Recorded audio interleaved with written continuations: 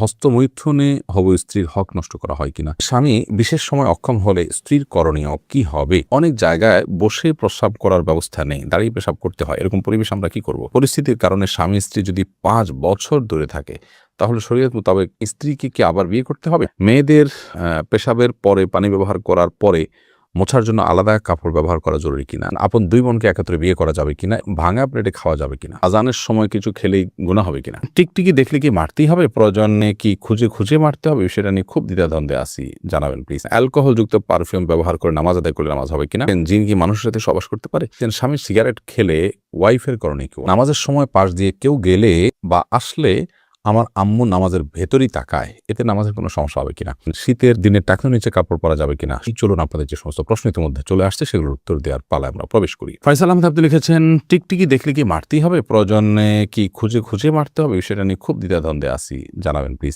না, খুঁজে খুঁজেই আপনাকে মারতে হবে এমন কিছু কোনো বাধ্যবাধকতা নেই, বরং আপনার চোখে পড়েছে, উপদ্রব করে, আপনি মারবেন।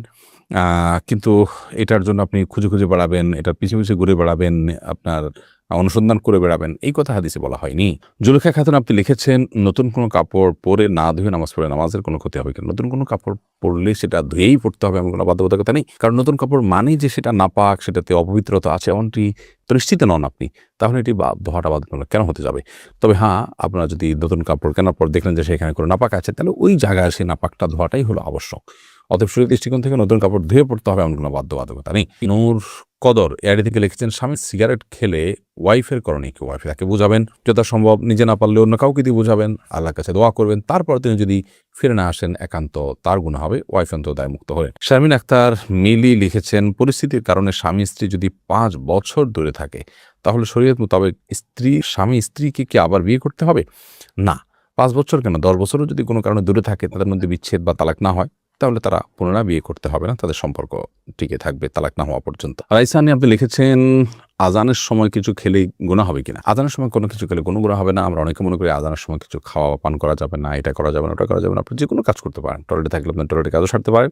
তবে আপনি যখন টয়লেটে নাই, পবিত্র জায়গায় আছেন বা স্বাভাবিক অবস্থা আছেন, তখন আপনি আজান শুনলে আজানের জবাব দেওয়ার চেষ্টা করবেন, এটা হলো মূল কথা। খেতে গেলে খাওয়ার ফাঁকে ফাঁকে আপনি আজানের দেওয়ার চেষ্টা করবেন, কিন্তু আজান হলে কিছু খেতে পারবেন না এমন কোনো কথা নেই। এখানে বিষয় হলো জবাব দেওয়ার চেষ্টা করবেন যদি আপনি পবিত্র জায়গায় থাকেন। প্রজাপতি নীর এআইডি থেকে আপনি লিখেছেন, ভাঙা প্লেটে খাওয়া যাবে কিনা। ভাঙা প্লেটে খাওয়া যাবে, কোনো অসুবিধা নেই। ভাঙা আয়নায় মাথা চেহারা দেখা যাবে, সেটাতে কোনো অসুবিধা নেই। আমরা অনেকে মনে করি ভাঙা প্লেটে খাওয়া যাবে না, ভাঙা আয়নায় চেহারা দেখা যাবে না, এটা নিছকই আমাদের সামাজিক কুসংস্কার। ভাঙা প্লেটে ভাঙা অংশে জীবাণু থাকতে পারে, সেজন্য আপনি ওইটাতে খেলে অস্বাস্থ্যকর হতে পারে, সেটা তো আপনার একান্ত স্বাস্থ্যগত বিষয়, বাট সেটা অত নিশ্চিত নয়। বিধায় ভাঙা প্লেটে খেলে যে গুনাহ হয়ে যাবে বা নাজায়েজ হবে, এটা সেরকম নয়, এবং ভাঙা আয়নায়ও চেহারা দেখলে কোনো অসুবিধা হবে না। আরিফ রহমান আপনি লিখেছেন, আপন 2 বোনকে একত্রে বিয়ে করা যাবে কিনা, এই বিষয়ে ইসলামিক বিধান কি সম্পূর্ণ হারাম। আপন 2 বোনকে একসাথে বিয়ে করা যাবে না, এমনকি পৃথক করে বিয়ে করা যাবে না। এক বোন স্ত্রী থাকার সময় অন্য বোনকে বিয়ে করা যাবে না, অর্থাৎ এট এ টাইম 2 জন বোন কারোর স্ত্রী হতে পারেন না, এটি হারাম। শুধু এটি নয়, এমন 2 জন নারীকে একসাথে স্ত্রী হিসেবে রাখা যাবে না, যেই 2 জন নারীর একজন পুরুষ হলে আরেকজনের সাথে তাদের নিজেদের বিয়ে জায়েজ হতো না, এরকম সম্পর্কের 2 জন নারীকে একসাথে স্ত্রী হিসেবে রাখা জায়েজ নয়। হ্যাঁ, একজনকে বিয়ে করেছেন, তার সাথে বিচ্ছেদ হলো বা তিনি মারা গেলেন, তারপর অন্যজনকে বিয়ে করেছেন, তারপর সেটি জায়েজ আছে। বিলকিস বেগম আপনি লিখেছেন, মেয়েদের পেশাবের পরে পানি ব্যবহার করার পরে মোছার জন্য আলাদা কাপড় ব্যবহার করা জরুরি কিনা। না, আলাদা কাপড় ব্যবহার করা জরুরি না। পানি ব্যবহার করার পরে যদি নাপাক দূর হয়ে গেছে মনে হয়, তাহলে সেটি যথেষ্ট, আলাদা করে কাপড় ব্যবহার করার প্রয়োজন নেই। আশফাকুর রহমান আপনি লিখেছেন, স্মৃতিশক্তি কিভাবে বাড়ানো যায়, আমার তেমন কিছুই মনে থাকে না, একদিকে পড়ি অন্যদিকে ভুলে যাই। আল্লাহ মাফ করুন, যদি এই পরিস্থিতি হয় তাহলে সেক্ষেত্রে প্রথমত গুনাহ এবং অপরাধ এবং পাপের কাজগুলো আপনার পরিহার করে চলা উচিত, বিশেষভাবে যত্ন সহকারে। সেই সাথে আল্লাহ তাআলার কাছে দোয়া করা উচিত স্মৃতিশক্তি বাড়ানোর জন্য। শেখ রোকনুজ্জামান লিখেছেন, অনেক জায়গায় বসে প্রস্রাব করার ব্যবস্থা নেই, দাঁড়িয়ে পেশাব করতে হয়, এরকম পরিবেশ আমরা কি করব।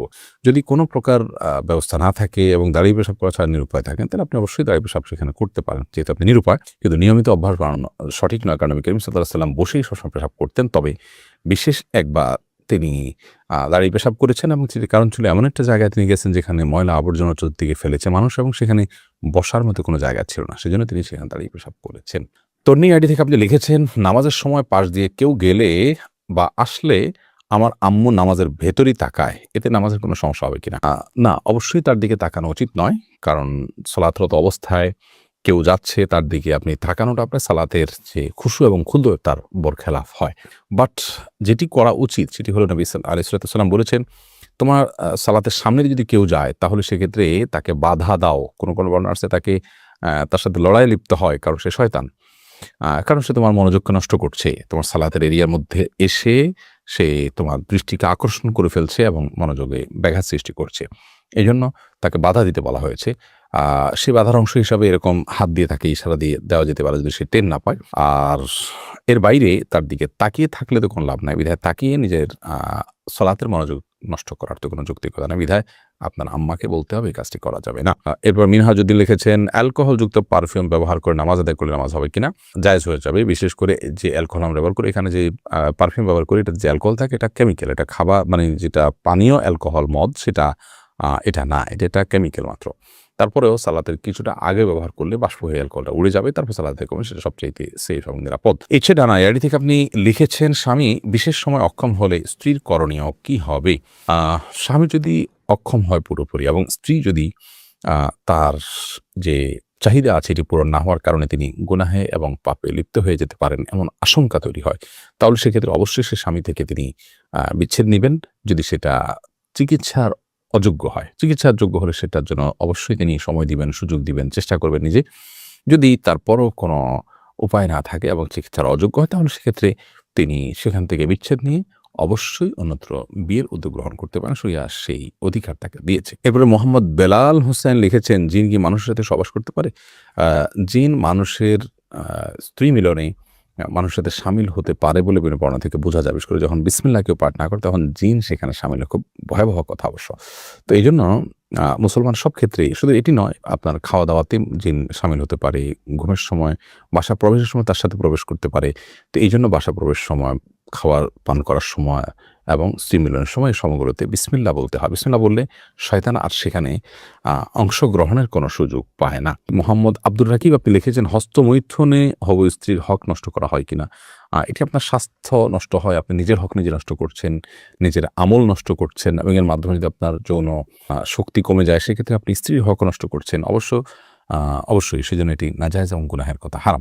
রোহান আপনি এর দিকে লিখেছেন, শীতের দিনে টাকনুর নিচে কাপড় পরা যাবে কিনা? সর্বাবস্থায় টাকনুর নিচে কাপড় পরা হারাম। বিশেষ করে জামা, জুব্বা, চাদর এবং এ জাতীয় যেগুলো উপর থেকে মানুষ মানে নিচের দিকে যায় আর কি। আর যেগুলো নিচের দিক থেকে উপরের দিকে থাকে এবং নিচ থাকেই টাকনুর নিচে, যেমন মোজা, তারপর এমন কোনো জামা যেটা মোজার সাথে জামার সাথে অ্যাটাচড, আলাদা করে খোলার কিছু নেই, সেগুলোর কথা ভিন্ন সব।